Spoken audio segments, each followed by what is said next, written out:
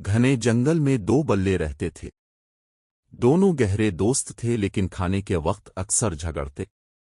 एक दिन उन्हें एक बड़ी रोटी मिली। दोनों ने जोर जोर से कहा, ये मेरी है।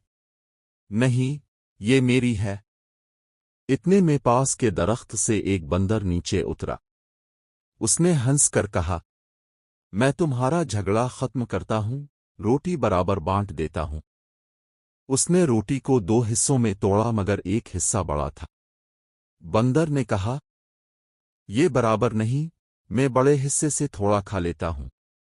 वो खाता गया और हर बार दूसरा हिस्सा बड़ा रह जाता। आहिस्ता आहिस्ता बंदर ने पूरी रोटी खा ली और दोनों बिल्लियों को खाली हाथ छोड़ दिया।